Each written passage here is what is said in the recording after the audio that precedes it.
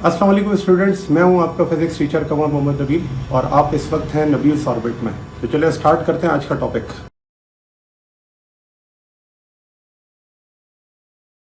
मैं अपनी जो लीनियर इक्वेशन है उसी को यूज करता हूं और उसे मैं लिख देता हूं यहां पर using equation of angular momentum.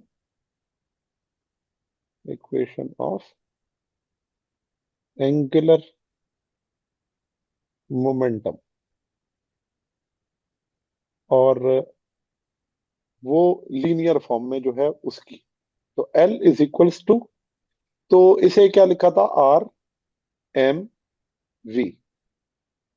तो देखें एंगुलर मोमेंटम की यूनिट लाने के लिए आर की जगह मैं क्या लिखूंगा, आर डिस्टेंस है मीटर। अच्छा, और एम क्या है, मैस किलोग्राम, और वी क्या है, वेलोसिटी मीटर पर सेकंड। ठीक हो गया। तो आप देखें जब तीनों को मल्टीप्लाई करेंगे तो आंसर क्या आ जाएगा, ये आ जाएगा किलोग्राम मीटर स्क्वायर पर सेकंड। ठीक है, किलोग्राम मीटर स्क्वायर पर सेकंड। और इस किलोग्राम मीटर स्क्वायर पर सेकंड को हम जूल सेकंड भी लिख सकते हैं। इसे हम जूल्स सेकंड भी लिख सकते हैं। और कैसे लिख सकते हैं, जाहिर सी बात है कि अगर मैं इस इक्वेशन को डिवाइड कर दूं किसके साथ, एस के साथ, तो जाहिर सी बात है एस ऊपर आएगा, तो उसकी वैल्यू को क्या कर देगा, वो डबल कर देगा। तो एस जब मल्टीप्लाई डिवाइड दोनों होंगे, जैसे मैं आपको सॉल्व करके बता देता हूँ, ये चीज ऐसे समझ नहीं आएगी कि लेट से मेरे पास जो है वो गिवन है किलोग्राम मीटर स्क्वायर पर सेकंड। ठीक है, तो मैं ये करता हूँ कि इस वैल्यू को सेकंड से मल्टीप्लाई और डिवाइड कर देता हूँ। ठीक है, तो इक्वेशन बन जाएगी किलोग्राम मीटर स्क्वायर पर सेकंड, और मैंने क्या किया, सेकंड को मल्टीप्लाई और डिवाइड कर दिया। अब देखिए जो नीचे लिखा हुआ है उसकी पावर है वन, ऊपर आके क्या हो जाएगी, -1। ठीक है ना, ये था -1। तो जब ये ऊपर आके -1 हो जाएगी तो ये लिखा जाएगा किलोग्राम मीटर स्क्वायर पर सेकंड स्क्वायर, और ये हो गया एस। और ये जो किलोग्राम मीटर स्क्वायर पर सेकंड स्क्वायर है, ये एक्चुअली किसके बराबर होता है, जाउल्स के। एनर्जी की डायमेंशन यही थी ना। तो फिर मैं यहाँ पर लिख सकता हूँ कि जो एंगुलर मोमेंटम की यूनिट है वो है जाउल्स सेकंड। ठीक है, ये आपके पास इसकी क्या है, यूनिट है। तो आप ऐसा ही बेस यूनिट्स में लिखें तो वो है किलोग्राम मीटर स्क्वायर पर सेकंड, और अगर ऐसा ही ड्राइव यूनिट्स में लिखें तो वो क्या है, जॉउल्स सेकंड है। ठीक है। अच्छा, अब ये जो लास्ट ईयर का पेपर था, ये अभी सेकंड एनुअल में जो दोबारा से पेपर हुआ है फर्स्ट ईयर का, उसमें ये वाला क्वेश्चन जो है वो दिया गया इसी तरह से कि वो सबसे पहले आपसे पूछता है define angular momentum and prove this angular momentum for a point mass. तो जो मैंने अभी आज कल आपको ये पढ़ाना शुरू किया था ना, एंगुलर मोमेंटम, कि ये quantity of angular motion present in a body, या फिर इसकी स्टेटमेंट लिखवाई, फिर मैंने पॉइंट मास के लिए एंगुलर मोमेंटम को क्या कर लिया, लीनियर फॉर्म और एंगुलर फॉर्म में लिख लिया, उसकी यूनिट लिख ली। उसके बाद उसने इसको लॉन्ग बनाने के लिए ये कहा कि एंगुलर मोमेंटम किसी रिजिड बॉडी के लिए प्रूव करें। ठीक है, उसको कैलकुलेट करें रिजिड बॉडी के लिए। तो आपने क्या करना है, इस लॉन्ग क्वेश्चन के तौर पे जैसे ही मैं लिखवा रहा हूं, उसका आंसर जो होगा वो उसी तरह से लिखा जाएगा। अब रिजिड बॉडी के बारे में मैंने आपको क्या बताया था, ऐसी बॉडी जिसके तमाम पॉइंट्स जो होते हैं वो फिक्स होते हैं एक पॉइंट एक्सिस ऑफ रोटेशन से। ठीक है, तो उनको अगर मैं इंडिविजुअली कैलकुलेट करूंगा तो वो इंडिविजुअली किसके बराबर होंगे, M1 R1, M2 R2 and so on. तो ये आपको नजर आ रहा है, ये एक रिजिड ऑब्जेक्ट है और इसका एक्सिस ऑफ रोटेशन है। तो रोटेशन एक्सिस दिख लें इसका क्या है। ठीक है, तो अगर मैं इस रिजिड ऑब्जेक्ट के अंदर इन पॉइंट मैसेस को, जो कि M1 M2 M3 M4 मैंने यहां पर लिए हुए, इनके डिस्टेंसेस को देखूं एक्सिस ऑफ रोटेशन से, तो वो डिस्टेंसेस है R1 R2 R3 और R4। तो मैं कोई स्पेसिफिक पॉइंट पर इसको ले लेता हूं कि अगर एक कंडक्टिंग जो मैस है, सर्कुलेटिंग मैस, वो भी इसी तरह से एक्सिस ऑफ रोटेशन के अबाउट क्या करता है, रोटेशन परफॉर्म करता है। तो उस मैस को अगर मैं इस रिजिड बॉडी के साथ कंपेयर करूं तो ये भी तो उसी तरह रोटेट कर रहा है। तो अगर ये रोटेट कर रहा है तो जिस स्पीड से M1 कर रहा है उसी स्पीड से M2 कर रहा होगा, उसी से M3 कर रहा होगा, उसी से M4 कर रहा होगा, क्योंकि पूरा ऑब्जेक्ट क्या कर रहा है, रोटेट कर रहा है। ठीक है, तो अब जब हम यहाँ पर रिजिड बॉडी के लिए इसकी वैल्यू को कैलकुलेट करेंगे तो देखें कैसे कैलकुलेट करेंगे। उसके लिए मैं यहाँ पर ये कर लेता हूं कि आप कंसीडर कर लें एक रिजिड बॉडी को जिसमें बहुत सारे पॉइंट मैसेस को आपने कंसीडर कर लिया। तो consider a rigid body, consider a rigid body having large number of having large number of small number of small masses। और वो स्मॉल मैसेज इसलिए क्योंकि उन्हें हम पॉइंट मैस कह रहे हैं, स्मॉल मैसेज। और स्मॉल मैसेज को क्या कहेंगे, M1, M2, M3, और कितने होंगे तो वो Mn तक होंगे, ठीक है ना। अच्छा, और इनके जो डिस्टेंसेस होंगे एट डिस्टेंस, या डिस्टेंसेस लिखते हैं, distances R1, R2, R3 and Rn तक। और ये डिस्टेंसेस कहां से हैं, from the axis of rotation, from the axis of rotation. अच्छा, अब अगर हर एक पार्टिकल का मास m1 और उसके उसके जो डिस्टेंस है वो r1 है, तो हम यहाँ पर एंगुलर मोमेंटम के लिए हर एक के एंगुलर मोमेंटम को किस तरह लिखेंगे, तो हम इस तरह से लिखेंगे कि अगर मैं एक पार्टिकल के लिए लिख रहा हूं तो L1 बराबर होगा M1 R1 और ओमेगा, ठीक है, और R1 स्क्वायर, ठीक है ना, क्योंकि एंगुलर के अंदर हम इसको इस तरह से लिखते हैं M1 R1 ओमेगा स्क्वायर। इसी तरह अगर मैं सेकंड पार्टिकल के लिए लिखूं तो L2 हो जाएगा M2 R2 स्क्वायर ओमेगा। इसी तरह अगर मैं थर्ड के लिए लिखूं तो L3 is equals to M3 R3 square omega, and so on.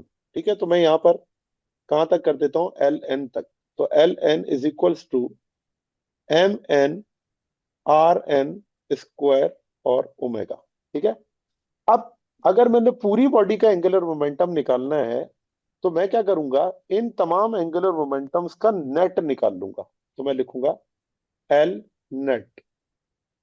तो angular momentum net L1 plus L2 plus L3 plus and Ln तक, ये हो गया Ln, ठीक हो गया। तो आप देखें कि जब मैं इन वैल्यूज को इसमें पुट करूंगा तो हमारे पास तमाम एंगुलर मोमेंटम्स जो होंगे उनमें आप देखेंगे कि रिजिड बॉडी के लिए जो एंगुलर वेलोसिटी होती है वो तमाम के लिए सेम होती है। तो देखें जब मैं वैल्यूज सब्स्टिट्यूट करता हूं इसमें, L1 की जगह क्या आ जाएगा, M1 R1 square omega plus M2 R2 square omega plus, और ये कहां तक जाएगा, Mn Rn स्क्वायर और ओमेगा। अब देखिए कि इस पूरी इक्वेशन के अंदर जो ओमेगा है वो कांस्टेंट है। तो जब मैं ओमेगा को बाहर निकालूंगा तो मेरे पास फार्मूला बच जाएगा M1 R1 square plus M2 R2 square plus M3 R3 square plus, कहां तक जाना है, Mn Rn स्क्वायर, और यहां पर आ गया ओमेगा, ठीक है, ये आ गया आपके पास क्या, ओमेगा। अच्छा, अब इस तरह से ये बात हमें पता चलती है कि रिजिड बॉडीज के लिए, जिसको मैं नोट के तौर पे लिखवा देता हूं, याद रखिएगा कि रिजिड बॉडीज के लिए जो एंगुलर क्वांटिटीज होती हैं वो सेम रहती है, वो चेंज नहीं होती फॉर रिजिड बॉडीज। तो जो ओमेगा है वो हर एक पॉइंट पर क्या होगा, कांस्टेंट होगा। ओमेगा की वैल्यू किसी पॉइंट के लिए डिफरेंट नहीं है, वो क्या है, सेम है। अब अगला पॉइंट यहां पर ये हो जाएगा कि एंगुलर मोमेंटम का जो नेट है वो किस तरह लिखेंगे। तो देखिए M1 R1 M2 R2 M3 R3 और ये सारा सो ऑन है।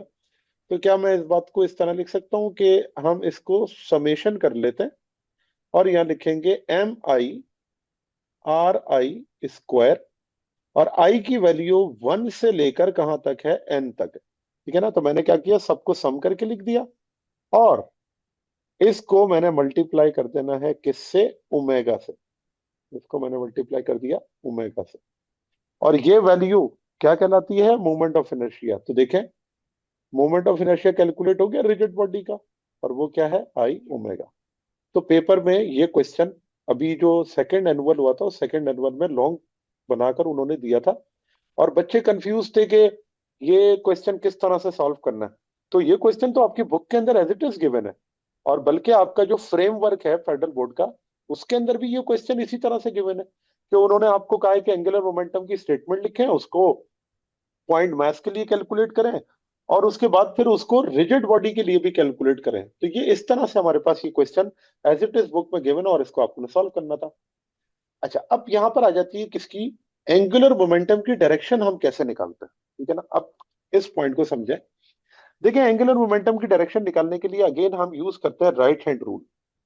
उस राइट हैंड रूल में मैं इसको जरा जूम कर देता हूं। तो आप देखें कि इस राइट हैंड रूल में ये मेरे पास जो है वो पॉइंट है जो कि पोजीशन वेक्टर आर से मैंने ड्रॉ किया हुआ और इस पॉइंट के ऊपर जो लीनियर मोमेंटम है वो लीनियर मोमेंटम है पी। ठीक है। और ये है पोजीशन वेक्टर। अगर आप देखें तो इस पोजीशन वेक्टर और लीनियर मोमेंटम के दरमियान में एंगल है 90 डिग्री। ये एंगल है 90। तो जब ये दोनों क्रॉस प्रोडक्ट होते हैं आर क्रॉस पी, तो हम जानते हैं कि जब इन दोनों का क्रॉस प्रोडक्ट लिया जाता है तो एक नया वेक्टर आ जाता है और उस नए वेक्टर को हम क्या कहते थे, एंगुलर मोमेंटम।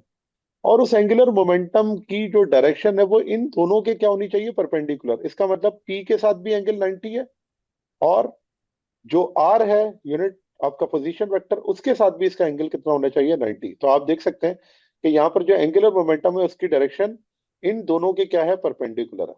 और इसको हम डायरेक्शन कैसे निकालेंगे, राइट हैंड रूल से। तो देखिए, राइट हैंड रूल में जो आपके पास फिंगर्स हैं वो कर्ल्ड होंगी और जो थंब है वो आपको क्या बताएगा, डायरेक्शन ऑफ एंगुलर मोमेंटम। तो यहां पर आपको नजर आ रहा है कि ये जो थंब है ये किसकी डायरेक्शन में है, ये डायरेक्शन में है एंगुलर मोमेंटम की। और यहां से ये जो कर्लिंग फिंगर्स हैं, ये कर्लिंग फिंगर्स हैं किसकी डायरेक्शन में, आर क्रॉस पी के, आर क्रॉस पी। तो जब आप इसको कर्ल करते हैं आर को पी की तरफ, या जिस डायरेक्शन में पी है उस डायरेक्शन में अपनी फिंगर्स को रखते हैं और कर्ल करते हैं, तो आप देखते हैं आपका थंब कहाँ आता है, अपवर्ड आता है। ठीक है ना। और इस तरह से हमें एंगुलर मोमेंटम की डायरेक्शन पता चल जाती है।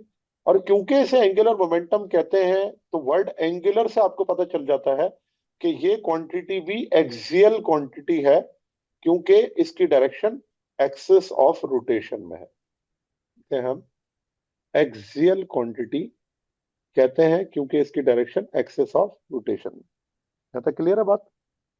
अच्छा, अब यहां पर एक और भी चीज है जो कि इस एंगुलर मोमेंटम के अंदर ही हमने पढ़नी होती है और वो है relation between torque and angular momentum. तो इसको मैं यहाँ पे शो कर देता हूँ, relation between torque and angular momentum. तो टॉर्क और एंगुलर मोमेंटम का क्या रिलेशन है, और ये रिलेशन अभी हम जब अगला टॉपिक जायरोस्कोप के बारे में पढ़ेंगे तो वहां पर भी ये रिलेशन बहुत यूज होता है। तो relation between torque and angular momentum में हम इसको इस तरह से कहते हैं, क्योंकि हम जानते हैं कि जो एंगुलर मोमेंटम है वो क्रॉस प्रोडक्ट है पोजीशन वेक्टर का और लीनियर मोमेंटम का। तो यहां पर भी यही बात लिखते हैं कि अकॉर्डिंग टू इक्वेशन ऑफ, या अकॉर्डिंग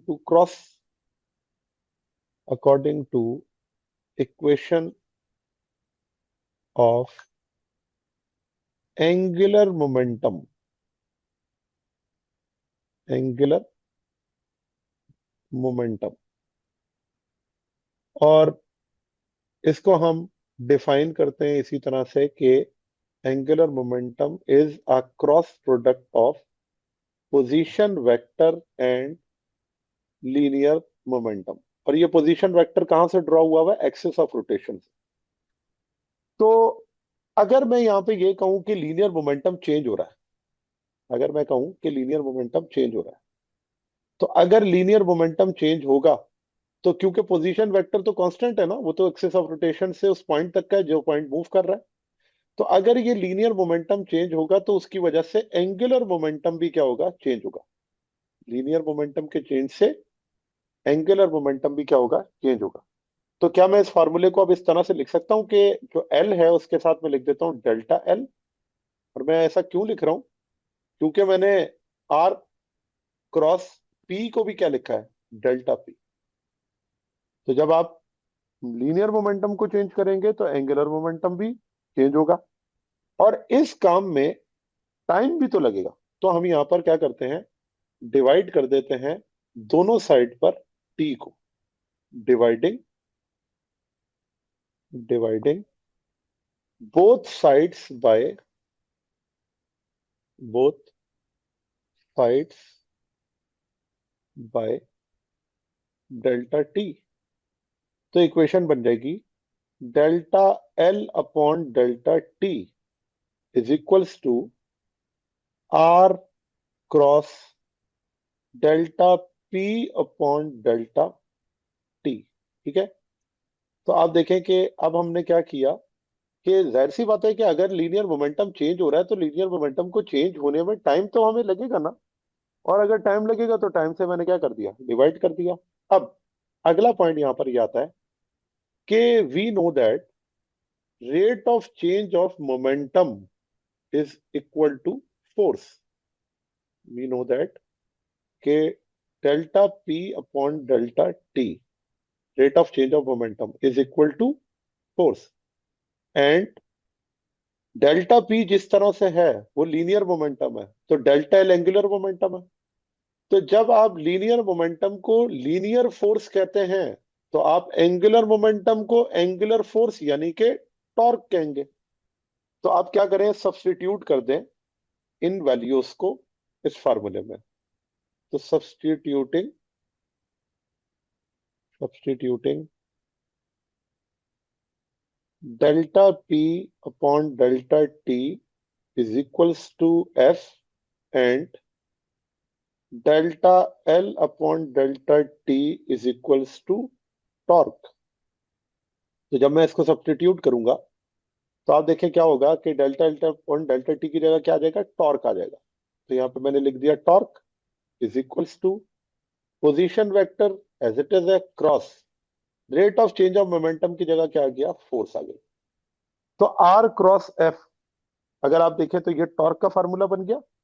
तो मुझे बताएं कि ये जो delta L upon delta T है इसकी जगह पर मैं ये भी लिख सकता हूं ना कि delta L upon delta T is equals to, और ये आर क्रॉस एफ या फिर इसे हम टॉर्क कह सकते हैं। ठीक है ना।